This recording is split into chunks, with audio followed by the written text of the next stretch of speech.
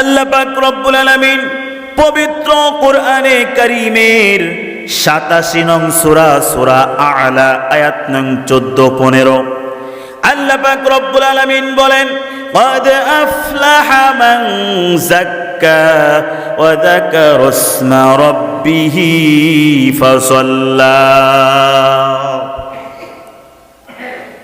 যে পবিত্রতা অর্জন করেছে, রবের নাম স্মরণ করেছে, নামাজ কায়েম করেছে, সে কামিয়াব হয়ে গেছে।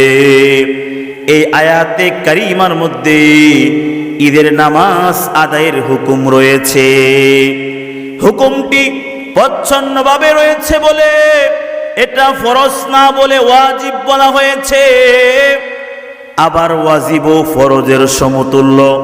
সুতরাং ঈদের নামাজ আদায় করা প্রত্যেক মুমিনের জন্য অবশ্যই কর্তব্য।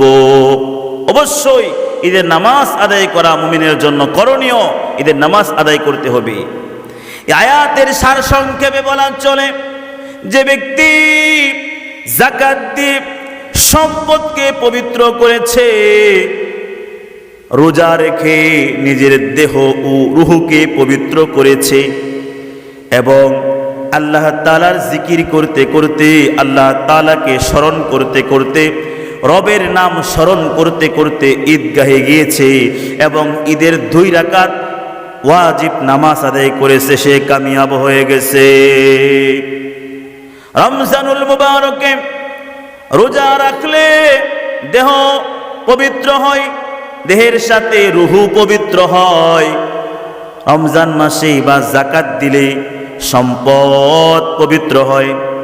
যেমন আপনি বাজার থেকে একটা পোল্ট্রি মুরগি কিনে আনলেন 500 টাকা দিয়া, 3 কেজি পোল্ট্রি মুরগি আনলেন, বাসায় এনে সেটা সেই পোল্ট্রি মুরগির ভিতরে রয়েছে আতউজরি, পায়খানা রয়েছে।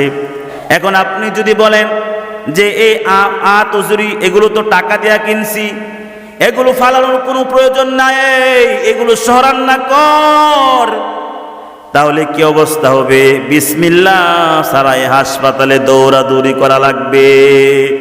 সুতরাং এই 100 গ্রাম আতউজরি পায়খানা আপনাকে ফালায়া দিতে হবে, এরপরও পবিত্র হবে ওই মাংস। এরপর যদি রান্না করে খান সেটা হবে পবিত্র খাবার। সুতরাং সম্পদের যাকাত রয়েছে, যাকাত দিলে সম্পদ পবিত্র হয়। এজন্য ঈদের নামাজ আদায় করা মুমিনের জন্য অবশ্যই করণীয়।